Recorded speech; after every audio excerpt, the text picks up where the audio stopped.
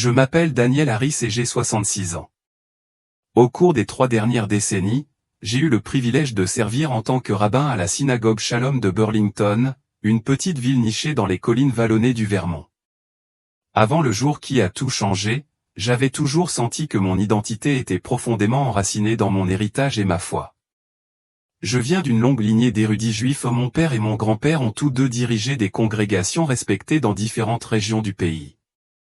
Enfant, j'admirais leur sagesse et leur dévotion, et j'ai toujours cru que ma vocation suivrait leur chemin. Ma vie, jusqu'à ce jour fatidique, était consacrée à préserver les traditions sacrées de notre peuple, à offrir des conseils à mes compatriotes juifs à travers les enseignements de la Torah et à fournir une orientation spirituelle à quiconque en avait besoin. À cette époque, ma routine était aussi prévisible que réconfortante. Chaque matin, je commençais par mon bureau, un sanctuaire tranquille rempli de la riche odeur des vieux livres et du poids réconfortant de la tradition. Mes étagères débordaient de commentaires de la Torah, de textes talmudiques et d'un mélange de pensées juives classiques et contemporaines. Mon bureau, perpétuellement encombré de notes pour les sermons à venir, de références à la paracha hebdomadaire et de lettres personnelles de fidèles en quête de conseils, était mon compagnon constant. À travers la grande fenêtre étroite, je pouvais apercevoir la rue animée à l'extérieur, mais, étrangement, même au cœur de Burlington, la vue me semblait souvent tranquille. Peut-être était-ce parce que je passais beaucoup de temps à m'immerger dans des questions spirituelles, à l'abri des distractions ordinaires du monde extérieur. Myriam, ma femme depuis de nombreuses années, plaisantait souvent en disant que j'étais plus marié à la congrégation qu'à elle. Elle n'avait pas entièrement tort. Mon rôle de rabbin exigeait tellement de mon temps et de mon énergie: célébrer des mariages, préparer les étudiants au bar et bat mitzvah, diriger des funérailles et prononcer des sermons chaque sabbat qu'il me restait peu de temps pour ma propre famille. Maintenant que nos enfants ont grandi et sont dispersés dans différentes villes avec leurs propres familles, Myriam et moi partagions un lien chaleureux et affectueux, construit sur des décennies de souvenirs partagés. Nous avions connu les plus grandes joies de la vie, de la naissance de nos enfants à la perte de nos parents, et tout au long de tout cela, notre foi avait été le fil conducteur qui nous unissait. Quand je repense à ce jour particulier, à un matin froid d'hiver où Burlington était recouvert d'une épaisse couche de neige, je ne peux m'empêcher de le voir comme un moment charnière de ma vie, un moment qui a tout changé pour toujours. Le ciel était d'un gris couvert et les flocons de neige tombaient régulièrement, tourbillonnant devant la fenêtre de mon bureau dans une danse gracieuse. Je me souviens avoir pensé à la beauté de la scène, à la façon dont la neige semblait faire taire le bruit habituel de la rue, créant une sérénité tranquille. J'étais en train de finaliser mes notes pour le sermon du Shabbat à venir. J'avais prévu de parler de l'endurance de la foi, en m'appuyant sur un passage de la Torah où Abraham, malgré des épreuves accablantes, s'est tenu fermement aux promesses de Dieu. Au petit matin, je sirotais mon thé et réfléchissais au message que j'espérais transmettre. Mais quelque chose d'inhabituel se produisit. Une douleur sourde commença à se propager dans mon bras gauche, une gêne qui durait depuis des semaines. J'avais mis cela sur le compte du stress, en l'attribuant à mon emploi du temps surchargé. Myriam m'avait conseillé de consulter un médecin, mais j'avais balayé ses inquiétudes. Il y avait tout simplement trop de choses à faire, trop de responsabilités. La congrégation comptait sur moi. Nous étions en train de planifier une nouvelle aile de l'école hébraïque, et des négociations délicates avec des entrepreneurs et des donateurs se profilaient. L'idée de reporter un quelconque engagement était hors de question. Ce matin-là, la douleur dans mon bras s'est transformée en quelque chose de plus inquiétant. Une pression écrasante s'est installée dans ma poitrine. Une sueur froide a perlé sur mon front et un froid glacial a parcouru mon corps, suivi d'une intense sensation de brûlure. La tension derrière mon sternum est devenue insupportable. J'ai essayé de me lever, dans l'intention d'appeler Myriam, mais mes jambes ont cédé sous moi. Alors que je m'effondrais, mes notes de sermon soigneusement préparées se sont éparpillées sur le sol et le téléphone que j'avais attrapé m'a glissé des mains, glissant inutilement. À ce moment-là, la triste vérité m'a frappé, j'étais en train de faire une crise cardiaque. Les quelques secondes qui ont suivi sont devenues floues alors que ma vision s'est assombrie, et tout ce que j'entendais était le battement rapide de mon cœur. Il s'est affaibli à chaque instant jusqu'à sembler s'estomper complètement. La dernière chose dont je me souviens avant de perdre connaissance était la voix de Myriam, frénétique et pleine d'urgence, appelant mon nom avec un désespoir que je n'avais jamais entendu auparavant. Plus tard, j'apprendrai que mon cœur s'était arrêté. Les médecins ont déterminé que j'avais subi une dissection spontanée de l'artère coronaire. Malgré la tempête de neige qui avait recouvert la ville, une ambulance a été dépêchée et les ambulanciers sont arrivés rapidement, travaillant avec diligence alors qu'ils parcouraient les rues glacées en direction de l'hôpital Saint-Marie. Pendant près de 20 minutes, mon cœur n'a pas réussi à battre de lui-même. L'équipe médicale m'a administré des chocs électriques, a pratiqué la réanimation cardio-pulmonaire et m'a emmené d'urgence dans la salle de réanimation, tout cela alors que mon électrocardiogramme restait plat. Selon tous les rapports médicaux, j'étais cliniquement mort pendant près de 20 minutes. Pourtant, pendant ce temps, ce que j'ai vécu a transcendé le domaine de la réalité physique et a défié toutes les explications médicales conventionnelles. J'ai passé d'innombrables heures à étudier les textes religieux, en particulier ceux concernant l'au-delà. Les discussions sur Gan Eden, Junon et le monde à venir remplissent les pages du Talmud et de divers commentaires. Au fil des années, je pensais avoir développé une perspective nuancée sur ce qui pourrait m'attendre au-delà de ce monde. Dans un sens abstrait, j'avais toujours admis la possibilité d'un jugement final et de royaume spirituel au-delà de ce que nos sens physiques pouvaient percevoir. Cependant, rien au cours de mes décennies d'études ne m'avait préparé à la réalité saisissante à laquelle je me trouvais confronté alors que mon corps était insensible dans cette ambulance. Tout a commencé par une sensation de flotter au-dessus de mon propre corps.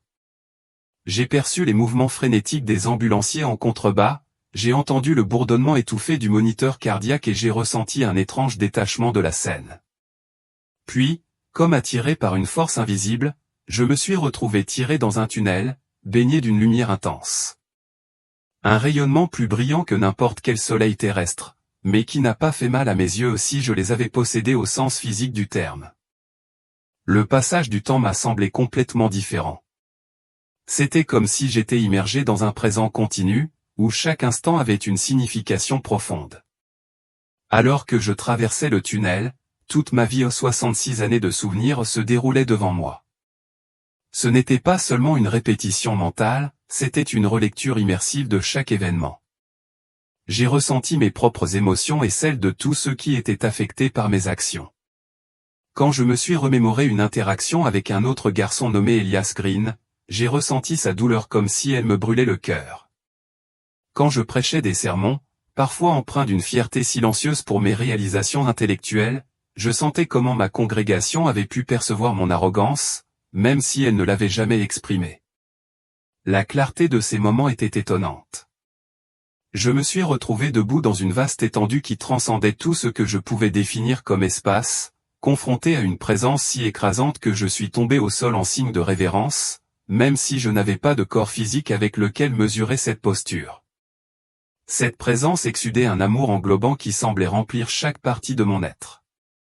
Pourtant, elle irradiait aussi une sorte d'autorité juste que je n'avais jamais rencontrée auparavant. Le seul mot que je puisse utiliser pour la décrire est « sainteté ». Une sainteté qui exposait chaque motif caché, chaque once de vanité ou d'auto-illusion que j'avais porté tout au long de ma vie. C'est alors, à ma grande surprise, que j'ai réalisé que la présence devant laquelle je m'inclinais était Jésus de Nazareth. Le même Jésus dont j'avais débattu, que j'avais écarté dans d'innombrables discussions théologiques et que j'avais systématiquement exclu de ma vision du monde au fil des ans. Je l'avais méprisé, même lorsque des missionnaires chrétiens bien intentionnés venaient frapper à ma porte avec leurs invitations à explorer son message. Mais maintenant, debout ou peut-être à genoux devant lui, j'entendais sa voix non pas comme une condamnation mais comme une profonde tristesse. Ces paroles pénétrèrent le plus profond de mon être. « Daniel, tu as étudié à mon sujet, mais tu ne m'as jamais vraiment connu. » Il n'y avait aucune accusation dans son ton, juste de la tristesse, une vérité profonde et résonnante. Ces paroles étaient douces mais inflexibles, et elles me donnèrent envie de pleurer tandis que je ressentais tout le poids de mon rejet. Contempler Jésus dans cet état glorifié, majestueux, indéniablement divin bouleversa complètement ma compréhension de tout ce que je connaissais.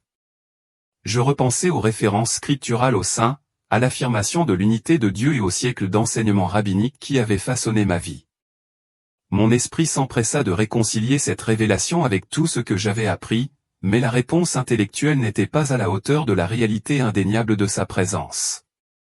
Je pris vivement conscience du vaste fossé entre les connaissances que j'avais accumulées et la communion personnelle avec Dieu que je n'avais jamais expérimentée.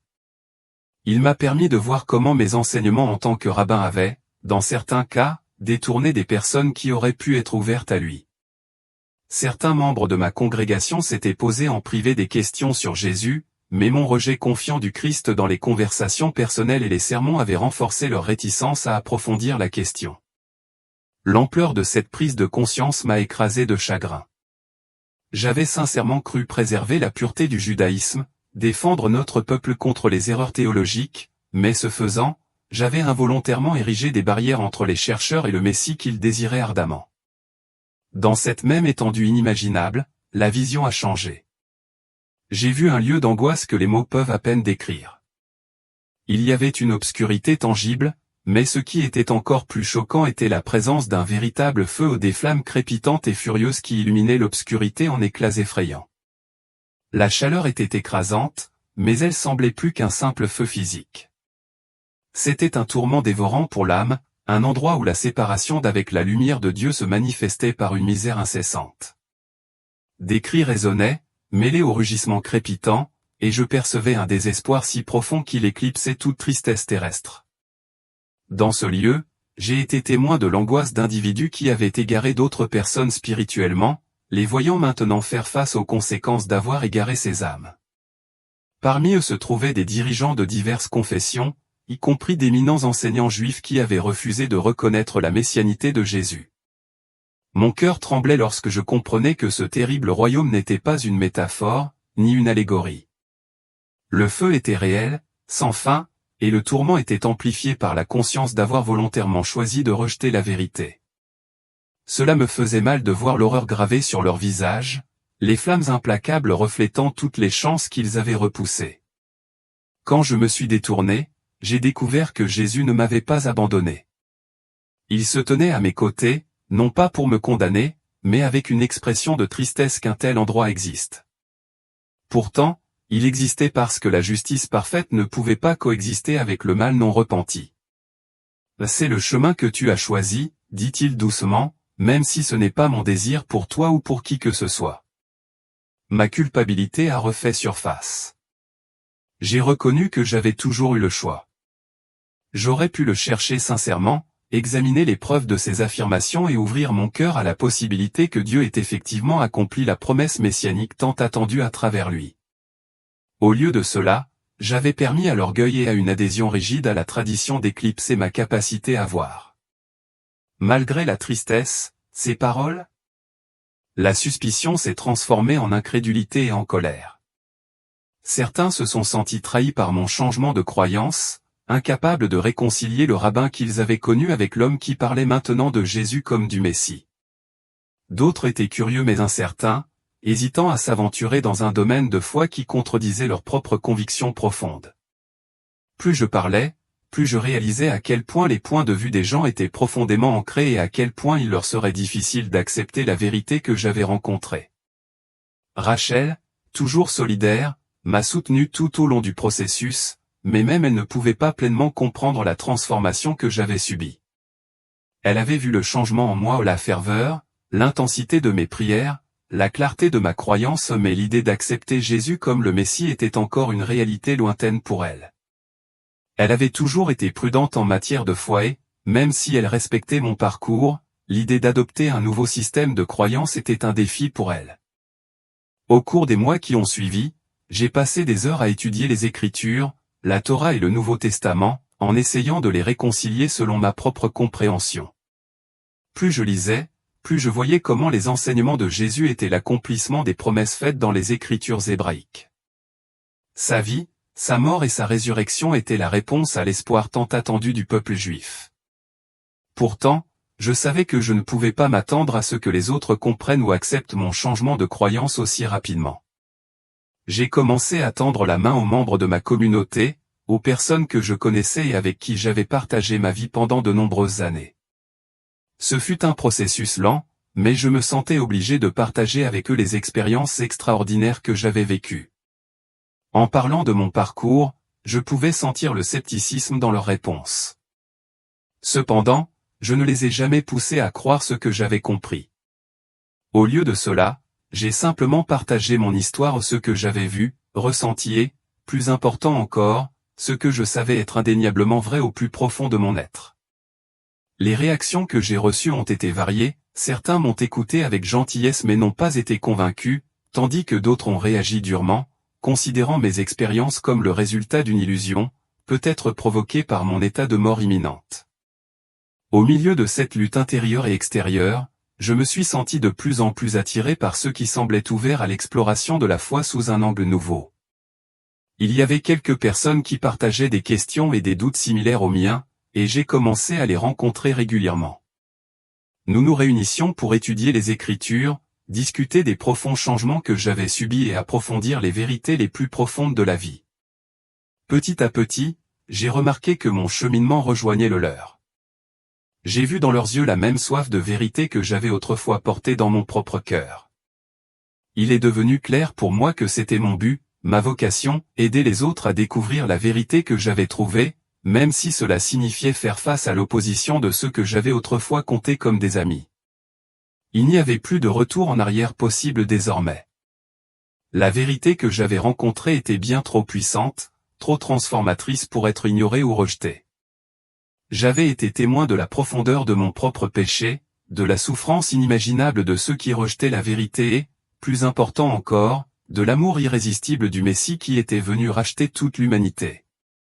À chaque conversation que j'avais, dans les moments de doute ou d'incertitude, je ressentais la présence indéniable de Jésus à mes côtés, m'encourageant à aller de l'avant et me fournissant les conseils dont j'avais désespérément besoin. Ce n'était pas un chemin facile, mais c'était le seul que je pouvais emprunter.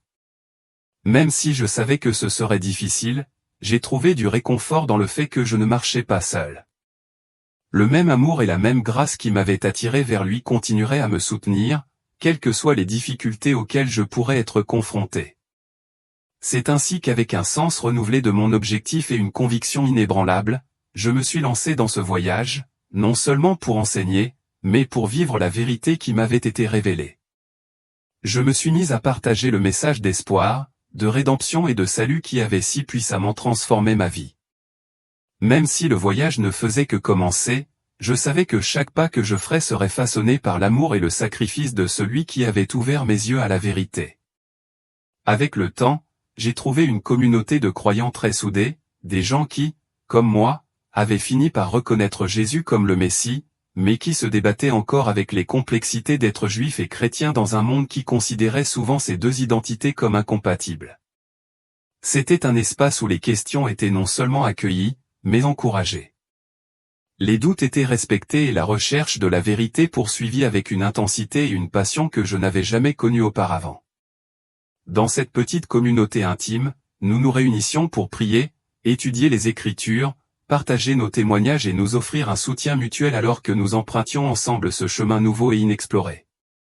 Cependant, le bilan émotionnel de cette transformation n'était pas facile à supporter.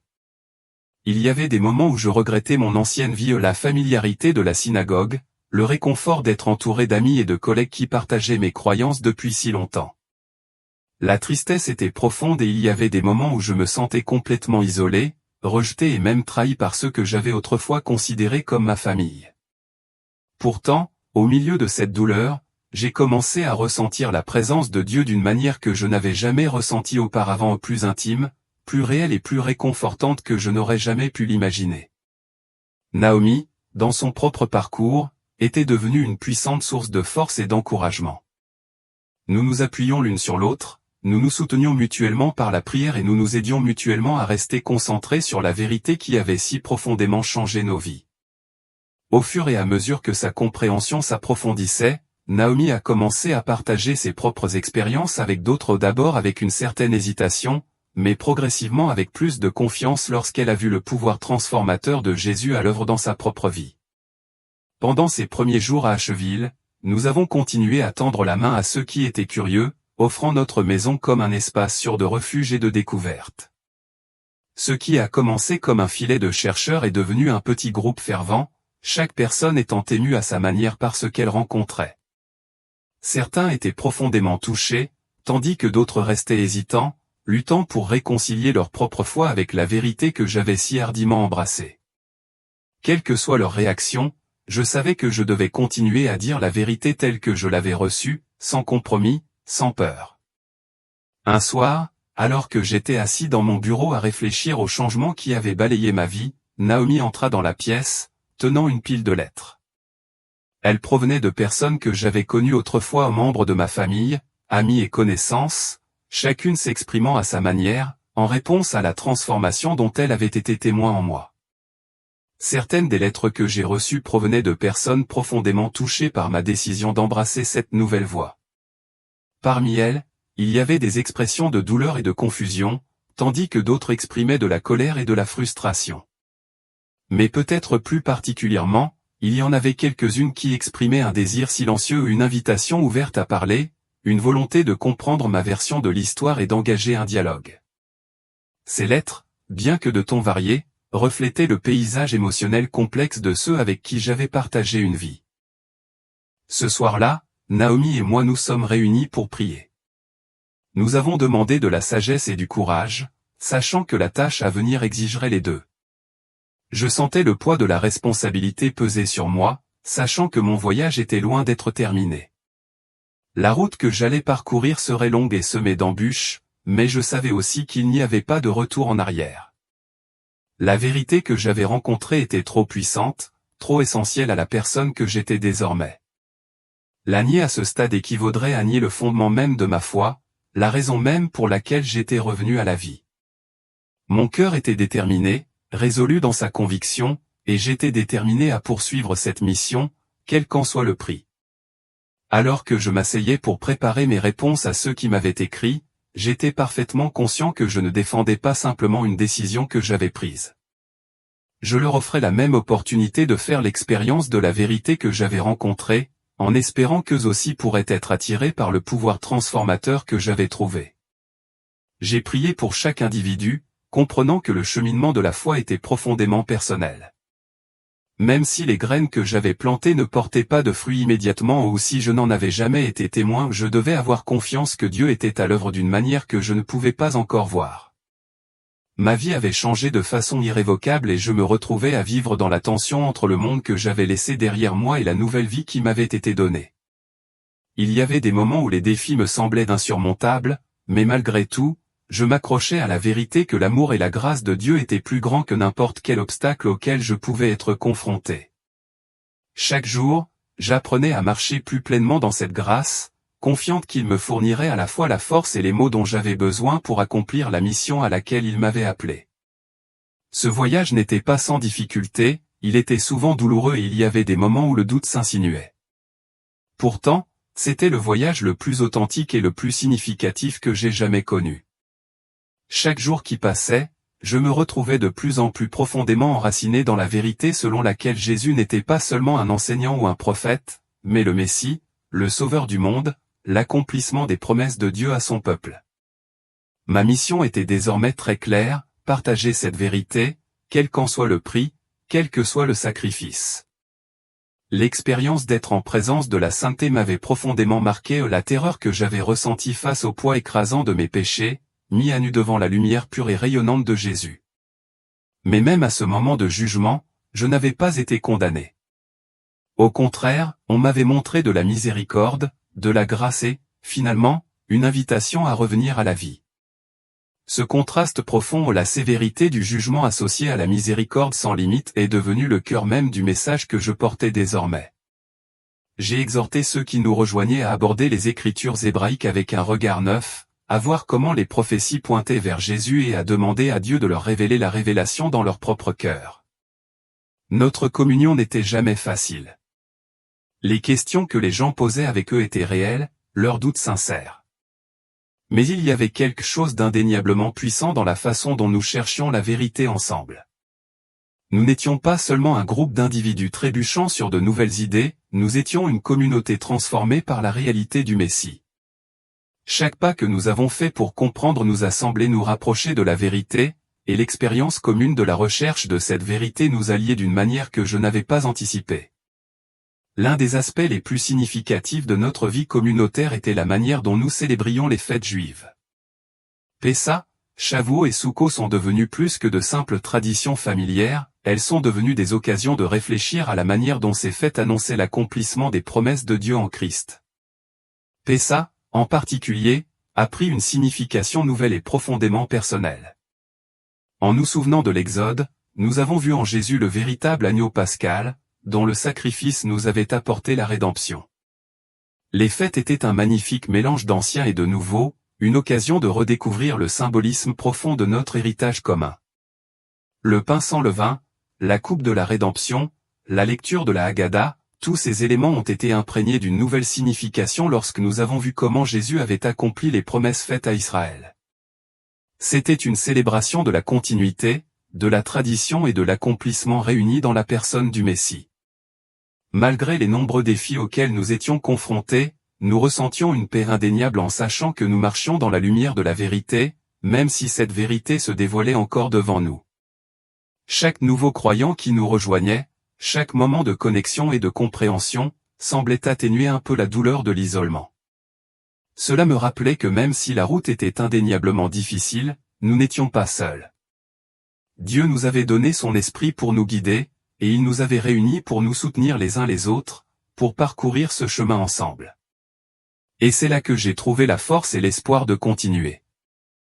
Le poids de la façon de communiquer la vérité que j'avais découverte à mes enfants et à ma famille élargie était un fardeau constant sur mon cœur. Ma relation avec Gideon restait tendue, et même si Talia faisait preuve de plus d'ouverture, je savais qu'elle aussi était aux prises avec ses propres luttes intérieures. Chaque jour, je priais pour eux, convaincu que la vérité de l'amour et du sacrifice de Jésus avait le pouvoir de les atteindre tout comme elle m'avait atteint. J'ai prié pour qu'avec le temps, ils finissent par voir l'espoir et la paix qui avaient transformé ma vie, même s'il leur fallait un certain temps pour les accepter eux-mêmes. Au fil du temps, de plus en plus de personnes ont commencé à assister à nos rassemblements. Certains ont été profondément touchés par la vérité qu'ils ont découverte, tandis que d'autres sont restés prudents, hésitant à concilier leur identité juive avec la croyance que Jésus était le Messie.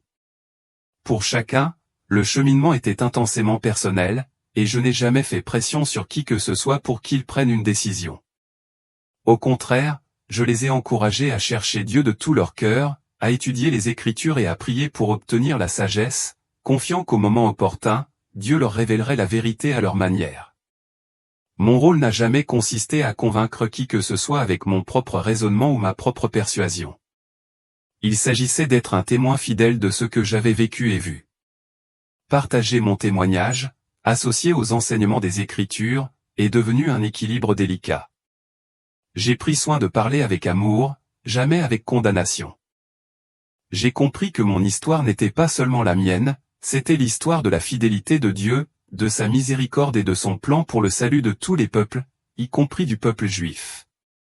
J'avais eu un aperçu de ce plan, et il était de ma responsabilité de le partager avec ceux qui m'entouraient, qu'ils soient prêts à l'entendre ou non. J'en suis venu à croire que Dieu était à l'œuvre par des moyens qui dépassaient ma compréhension.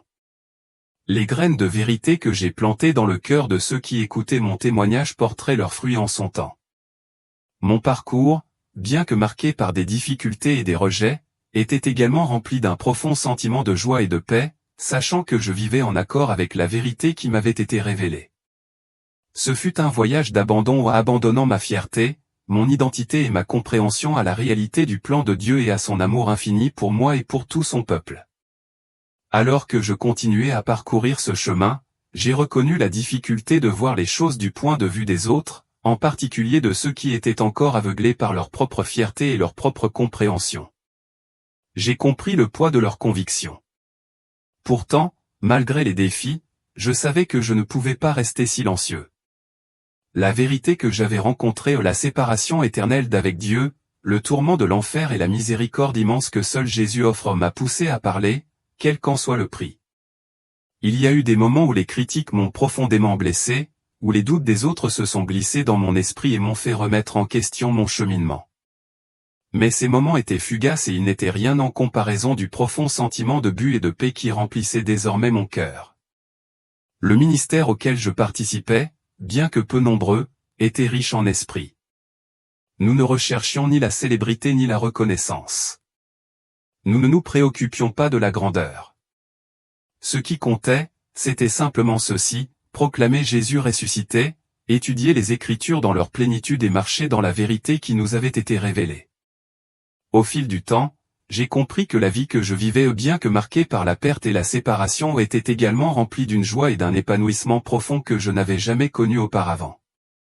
La simplicité de notre existence témoignait de la richesse de notre foi.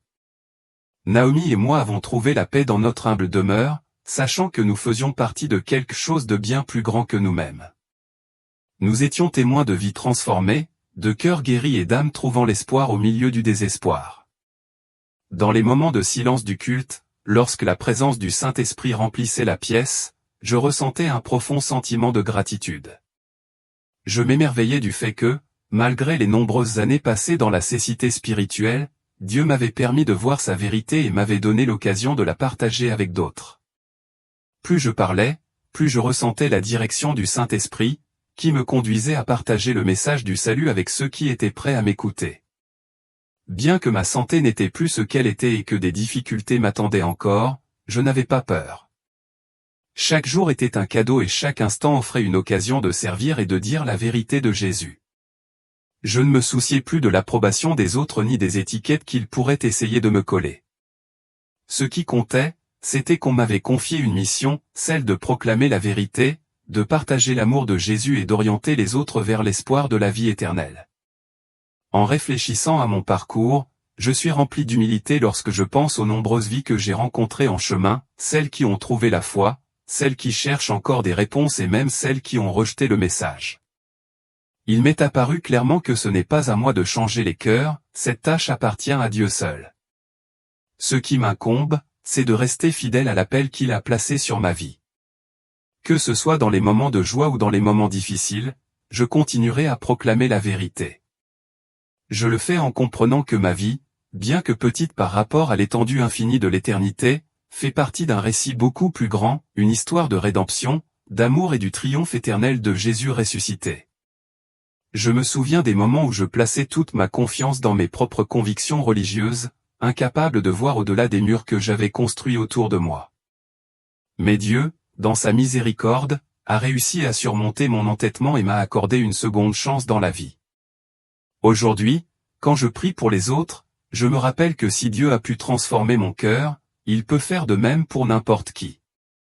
Naomi et moi avons lentement commencé à nous réconcilier avec nos enfants. Talia a choisi un chemin qui nous permet de garder une distance respectueuse, même si elle ne nous interdit plus de rendre visite à sa famille. Gideon a parfois assisté à notre réunion, assis tranquillement au fond, les bras croisés, observant simplement. Il m'a dit un jour que même s'il a encore du mal à accepter ma conversion, il ne peut ignorer le changement qu'il voit en moi. « Tu es plus gentille », a-t-il dit, « tu es plus légère. » C'est difficile pour moi de concilier cela avec tout ce qu'on m'a enseigné, mais je le vois, a-t-il avoué. Beaucoup de membres de notre petit cercle prient régulièrement pour mes enfants et petits-enfants. Nous espérons que, selon le calendrier de Dieu, ils auront leur propre rencontre avec le Messie vivant, sans pression ni peur. Nous savons qu'il ne s'agit pas de gagner un argument ou de forcer une décision. La foi est plus qu'un accord intellectuel, c'est un abandon du cœur, une ouverture pour entrer en relation avec celui qui nous a créés. Dans ma vie antérieure, je considérais la religion comme un système de pratiques et de croyances destiné à définir notre identité et à préserver la continuité avec les traditions des générations passées. Aujourd'hui, je vois la foi, en particulier la foi que j'ai trouvée en Jésus, comme quelque chose de beaucoup plus personnel et transformateur. Ce n'est pas simplement un ensemble de doctrines ou de rituels, mais une marche quotidienne de soumission au Saint-Esprit, une discipline de prière et d'étude des Écritures, et un débordement d'amour et de compassion authentique envers les autres. Quand je me souviens de l'image de ces flammes consumant les ténèbres, des cris de ceux qui réalisent trop tard qu'ils s'étaient détournés de la vérité, je suis rempli d'un sentiment d'urgence encore plus grand de partager le message d'espoir avec autant de personnes que possible. Parfois, dans des moments de silence et de réflexion, je me souviens de la vision extraordinaire du ciel que j'ai eue autrefois où la vaste multitude d'adorateurs, vêtus d'une lumière rayonnante, élevant des louanges incessantes à celui qui est sur le trône. La joie qui imprégnait cet endroit était sans précédent, et elle transcendait tout bonheur et tout épanouissement terrestre. Je pense aussi aux innombrables hommes et femmes qui, tout au long de l'histoire, ont accueilli Jésus, y compris beaucoup de mes ancêtres. Dans ces moments-là, je ressens avec eux une profonde solidarité comme je ne l'avais jamais ressenti auparavant. Je vois maintenant ma vie comme l'accomplissement d'un appel prophétique. Les prophètes bibliques ont parlé d'une époque où le cœur du peuple de Dieu se tournerait entièrement vers lui, et ils ont écrit sur le Messie qui rassemblerait le troupeau dispersé. J'ai le sentiment que ce que nous faisons en notre petite communauté, nos témoignages de foi partagés fait partie de cette plus grande tapisserie du plan rédempteur de Dieu. Au cours des nombreuses transformations de ces dernières années, je n'ai pas perdu le respect pour les traditions religieuses qui ont façonné mon éducation. Je trouve toujours de la valeur dans les enseignements du Talmud et du Midrash, mais je les vois maintenant à travers le prisme de Jésus comme pierre angulaire. Loin de rejeter mon héritage juif, j'ai le sentiment d'avoir trouvé son achèvement. La Pâque a pris pour moi une signification encore plus grande, car je vois désormais en Jésus le véritable agneau de Dieu qui enlève les péchés du monde. Shavuot résonne plus profondément, car je peux célébrer non seulement le don de la Torah, mais aussi l'effusion du Saint-Esprit, qui a donné naissance à la première communauté de croyants. Et Sukkot me rappelle notre ultime demeure avec Dieu dans son royaume éternel, rendu possible par l'œuvre de réconciliation du Messie. Ce voyage a été un cheminement d'abandon et, à chaque pas, je me souviens de la profondeur de l'amour de Dieu, de la puissance de sa vérité et de l'espoir que seul Jésus peut offrir. Bien que le chemin ait été difficile et marqué par la perte, il a également été rempli de joie de découvrir une vérité bien plus grande que ce que j'aurais pu imaginer ou une vérité qui continue de me transformer chaque jour. Si quelqu'un me demandait quelle est, selon moi, la leçon la plus importante que j'ai tirée de mon expérience de mort imminente, j'aurais du mal à n'en choisir qu'une. Peut-être que ce serait que l'orgueil spirituel est un puissant obstacle à la vérité. J'ai vécu de nombreuses années avec un sentiment d'orgueil intellectuel et religieux qui m'empêchait de penser que je pourrais manquer un élément central de la révélation de Dieu. Une autre leçon est le lien indissoluble entre l'amour divin et la justice divine. La présence de l'enfer réel, éternel et ardent ne nie pas la bonté de Dieu, elle confirme plutôt la sainteté et la justice absolue au cœur du Créateur. La croix se dresse à l'intersection de l'amour et de la justice, offrant à l'humanité un moyen de se libérer du sort auquel elle serait autrement confrontée. Je réfléchis souvent à la façon dont l'expérience de la mort physique, même brève, a brisé les illusions de contrôle auxquelles je m'étais accroché. Au seuil entre la vie et la mort, toute prétention disparaît. Les titres, les réalisations, les distinctions académiques, ils n'ont aucune valeur à cet endroit. Seule l'authenticité devant Dieu demeure. Et dans cette authenticité, il faut se poser la question, ai-je accepté la grâce offerte par Jésus, ou ai-je tourné le dos? Il n'y a pas de juste milieu, pas de neutralité sûre. Ma neutralité autrefois prisée, ou mon opposition farouche à Jésus, était, en fait, un rejet. L'examen de ma vie m'a montré comment ce rejet résonnait dans mes sermons, mes séances de conseil et même mes conversations personnelles, se répercutant sur le destin spirituel de ceux que j'ai influencés. Maintenant, chaque fois que j'ai l'occasion de m'adresser à un groupe, qu'il s'agisse de juifs, de chrétiens ou simplement de curieux spirituels, je partage mon histoire avec ouverture et vulnérabilité. Je peux comprendre que cela mette certaines personnes mal à l'aise. Croire en Dieu est une chose, croire en un paradis littéral et en un enfer de feu littéral est une idée beaucoup plus viscérale. Beaucoup préféreraient une description moins austère et plus flexible de l'au-delà, mais je ne peux pas édulcorer ce que j'ai vu. J'aborde ces conversations avec douceur, pleinement consciente du fait qu'il peut être choquant de voir ses croyances fondamentales remises en question par le témoignage d'une autre personne. Néanmoins, j'ai l'obligation sacrée de dire la vérité. Parfois, les gens me demandent si je regrette le prix à payer ou les retombées professionnelles, la perte de statut, les relations familiales tendues. Bien qu'il soit humain d'éprouver de la tristesse pour ces fractures, je ne regrette pas le chemin que j'ai emprunté. L'éternité est une question bien trop importante pour être éclipsée par des préoccupations terrestres. J'espère qu'en restant résolument ouvert à la réconciliation et au dialogue, Dieu continuera à restaurer les relations brisées au moment qu'il aura choisi. Naomi, pour sa part, est devenue ma partenaire la plus proche dans cette mission. Elle a découvert son propre don pour l'hospitalité et le mentorat, en particulier avec les jeunes femmes qui naviguent dans des questions de foi. Nos soirées autrefois tranquilles sont souvent occupées par des appels téléphoniques, des sessions Skype ou des discussions en face à face avec des personnes qui ont des questions théologiques ou existentielles. La chaleur et l'empathie de Naomi ouvrent souvent des cœurs qui autrement pourraient rester sur leur garde. L'un des moments les plus poignants de ces dernières années a été lorsqu'un ancien collègue de Beth Tikva m'a contacté en secret. Cet homme avait maintenu une position publique de dédain envers mon apostasie, mais en privé, il était aux prises avec une crise personnelle de foi. Il a demandé si nous pouvions parler dans un endroit discret, alors nous nous sommes rencontrés dans un petit café à l'extérieur de la ville. Il a écouté attentivement pendant que je lui racontais mon histoire, en se concentrant sur la réalité inébranlable de ma rencontre avec Jésus. Les larmes lui ont rempli les yeux lorsqu'il a admis que pendant des années, il avait ressenti un vide dans sa vie de culte.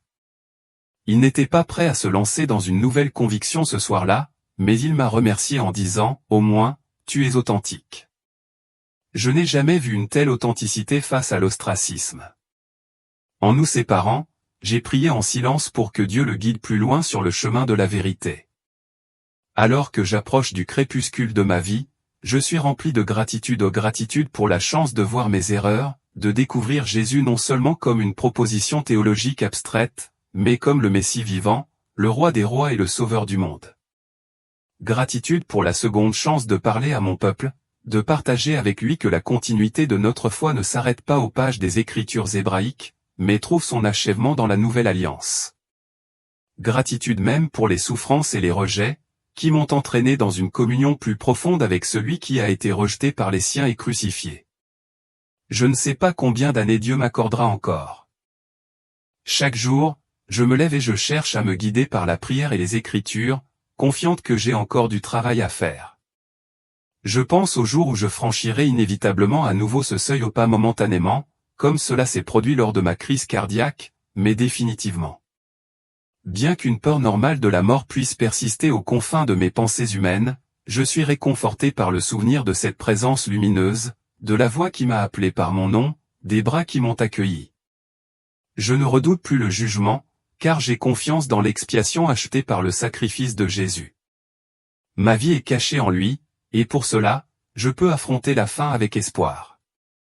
En réfléchissant à toute cette odyssée de rabbins érudits à survivants aux portes de la mort, puis témoins réticents du Messie, je vois une tapisserie tissée à la fois de chagrin et de rédemption. Il fut un temps où je me tenais à la chaire d'une grande synagogue, parlant à des centaines de personnes, mais mes paroles manquaient du pouvoir transformateur du Saint-Esprit.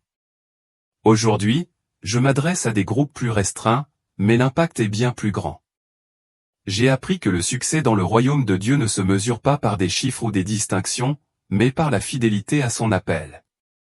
Je suis conscient que tout le monde ne croira pas mon témoignage. Certains le rejetteront d'emblée, d'autres le considéreront comme une curiosité, mais pour ceux dont le cœur est ouvert, je prie pour que mon expérience puisse susciter une quête plus profonde de la vérité. Même si une vie est détournée du chemin qui mène à ces flammes éternelles, cette mission en vaut la peine, et peut-être qu'avec le temps, davantage de membres de mon peuple se rendront compte que le Messie que nous attendons depuis longtemps est déjà venu, et que son nom est bien Jésus. Pour ceux qui lisent ou entendent ce récit, je vous encourage à considérer le poids de l'éternité.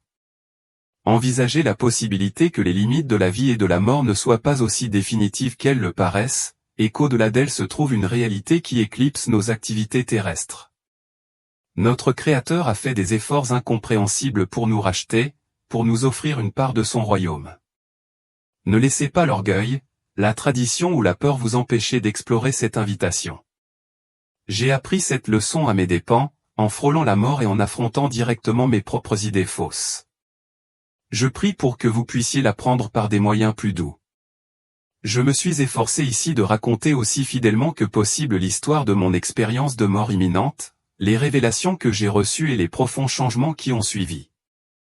À maintes reprises, je suis revenu au souvenir de cet endroit où les flammes ardentes témoignaient de la gravité du péché et de la justice inflexible de Dieu. Je me souviens aussi de l'amour incommensurable qui aspire à sauver chaque âme d'un tel sort. Nous avons le choix, et ce choix a des conséquences éternelles. Pour terminer, je voudrais rappeler à tous ceux qui hésitent encore, ce voyage, aussi effrayant ou perturbant qu'il puisse paraître, mène finalement à la réconciliation avec celui qui nous a créés. Je me tiens comme un témoignage vivant de sa miséricorde, sachant que si Dieu a pu m'ouvrir les yeux après une vie de refus orgueilleux, il peut ouvrir ceux de n'importe qui. Même dans notre entêtement, il ne cesse jamais de nous tendre la main. Ma vie, bien que dépouillée de nombreux honneurs terrestres, me paraît infiniment plus riche depuis que j'ai saisi cette main. Que mon histoire vous encourage à faire de même.